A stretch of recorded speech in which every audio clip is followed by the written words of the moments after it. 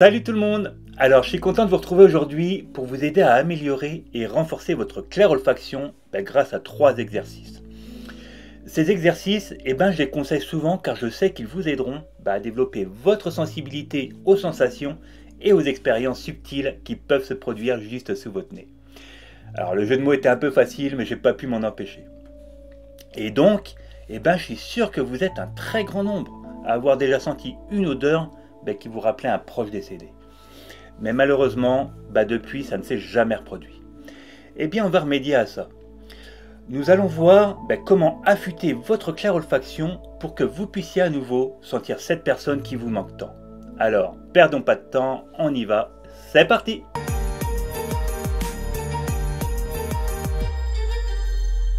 Alors, je tiens à préciser tout de suite que dans cette vidéo, je vais uniquement me concentrer sur les 3 exercices. Si vous souhaitez savoir ce qu'est exactement la clair-olfaction, pourquoi c'est bénéfique de la développer, ou encore quels sont les différents types d'odeurs olfactives, je vous renvoie à cet article que j'ai écrit et qui est très complet. Maintenant, pour exercer cette capacité, je vais vous inviter à réfléchir à des moments passés de votre vie. D'essayer de vous souvenir des odeurs associées à des expériences.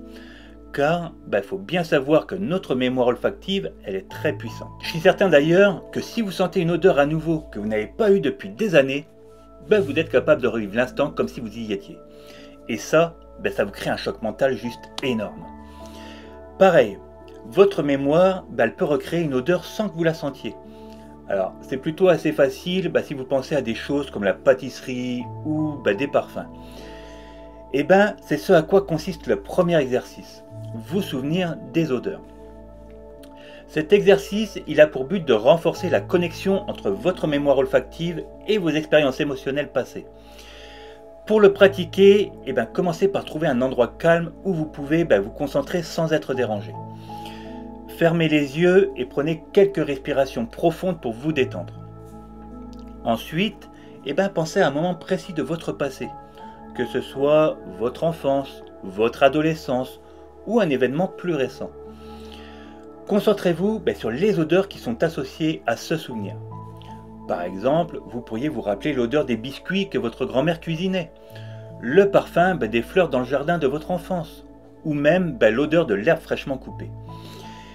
Essayez au maximum de recréer mentalement cette odeur aussi intensément que possible. Ensuite, notez les émotions et les sensations que cette odeur évoque en vous. Et vous pouvez répéter cet exercice avec différents souvenirs et les odeurs qui leur sont associées. Ce processus, il vous aidera à renforcer votre mémoire olfactive, mais aussi à accéder à des émotions et à des souvenirs enfuis, tout en agissant comme un outil de guérison émotionnelle. Pour le deuxième exercice, lui consiste à explorer des odeurs, mais cette fois physiques. L'objectif, il est d'explorer activement les odeurs présentes dans votre environnement physique. Alors, je vous conseille de choisir un lieu riche en sensations olfactives, comme un café, un restaurant ou un marché. Prenez le temps de vous arrêter et de vraiment prêter attention aux différentes odeurs qui vous entourent. Par exemple, lorsque vous entrez dans un café, laissez-vous imprégner par l'arôme du café fraîchement moulu, par des pâtisseries ou des épices. Posez-vous des questions sur ces odeurs pour savoir si ça vous rappelle quelque chose ou si vous pouvez apprendre de cette expérience olfactive. En revanche, vous devez vivre l'expérience à fond, parce que en vous engageant dans cet exercice, vous affinerez votre sens de l'odorat tout en établissant des liens entre ces odeurs et vos expériences spirituelles ou psychiques. Et ça vous permettra aussi de devenir plus conscient des messages que votre environnement peut vous transmettre. Il est déjà temps de passer au troisième exercice. Alors lui, ça va être la méditation et le monde imaginaire. Alors celui-là, je le trouve plutôt intéressant car il vous invite à utiliser votre imagination et la méditation pour créer des expériences olfactives.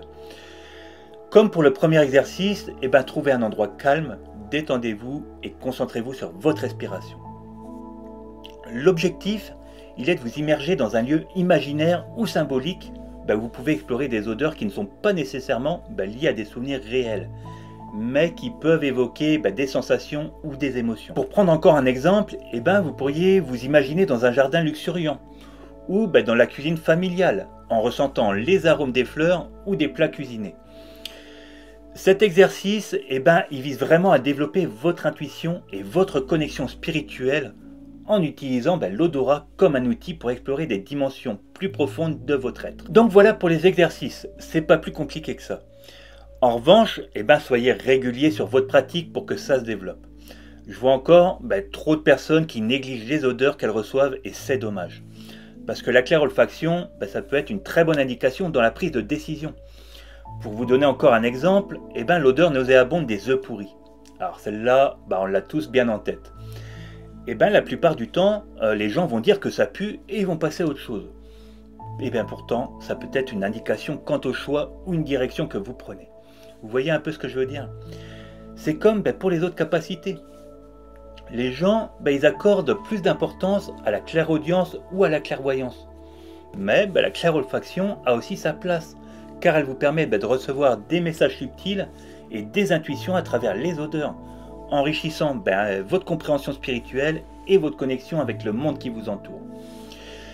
Donc, en développant votre sens olfactif, vous pouvez accéder à des souvenirs, à des émotions et à des messages spirituels qui vous guident sur votre chemin personnel. Donc, c'est bien beau tout ça, mais comment reconnaître les messages spirituels grâce à l'odorat? Telle est la question. Alors, ça va pas être évident au départ, mais comme pour les autres capacités, c'est avec la pratique que vous allez parvenir à mieux comprendre les messages. Comme on l'a vu, ces associations d'odeurs peuvent parfois être un signal de votre âme, vous avertissant et vous guidant. C'est pourquoi il est important de développer votre sensibilité olfactive, tant sur le plan physique que spirituel. Ça peut vous aider à mieux comprendre vos expériences et à recevoir des messages subtils de votre environnement et de votre intuition. Par expérience, je sais que dans certaines situations, par la clairolfaction, notre âme nous envoie des messages. Et si on y réfléchit bien, ça a du sens. Vous savez que l'âme n'est pas entièrement confinée dans le corps physique. À partir de là, ces messages pourraient très bien provenir de vos guides, de votre moi supérieur ou d'autres êtres de lumière. Soyez vraiment attentifs lorsque vous percevez ces odeurs éthérées que personne d'autre ne peut sentir. Alors, je sais que j'aime bien les exemples, je vous en donner encore un. Quand vous êtes en train de conduire au milieu de nulle part, vous sentez soudainement une odeur qui n'a aucun lien physique évident avec votre environnement. À ce moment-là, plongez dans cette expérience et demandez-vous où ça veut vous emmener, ce que ça déclenche en vous et ce que vous devez comprendre à propos de cette odeur. Parce que parfois, j'ai envie de dire que ces odeurs, elles peuvent aussi être des signes de proches décédés qui essaient de communiquer avec vous, de vous envoyer des messages ou de vous montrer leur amour. Ces odeurs, elles peuvent aussi être là pour vous enseigner quelque chose. Donc c'est pourquoi il est très important de se poser des questions comme: de quoi s'agit-il? À quoi cela vous fait penser? Que devez-vous faire avec cette information? Et où cela doit vous mener? Si ces expériences se produisent, c'est qu'il y a forcément une raison. Donc voilà, oui, il est évident que la clairolfaction n'est pas aussi courant que d'autres perceptions. Mais moi je trouve qu'il est tout de même intéressant de l'exercer. Parce qu'un jour, une odeur familière vous parviendra. Et vous saurez sans l'ombre d'un doute qu'il s'agit de votre proche qui vous rend visite. Et ce moment, croyez-moi, il sera gravé à jamais dans votre cœur. Il sera la plus belle preuve de sa présence à vos côtés. Et bien voilà, n'oubliez pas avant de partir de prendre 2 petites secondes pour liker et vous abonner. Vous n'imaginez même pas comment ça nous aide. Pour ceux aussi qui nous découvrent, vous pouvez également rejoindre notre groupe privé. Alors je vous mets le lien en description. Comme ça, vous aurez accès à des échanges intéressants et pourquoi pas en profiter pour poser toutes vos questions. En attendant, je vous souhaite plein de bonnes choses et je vous dis à bientôt pour une nouvelle vidéo.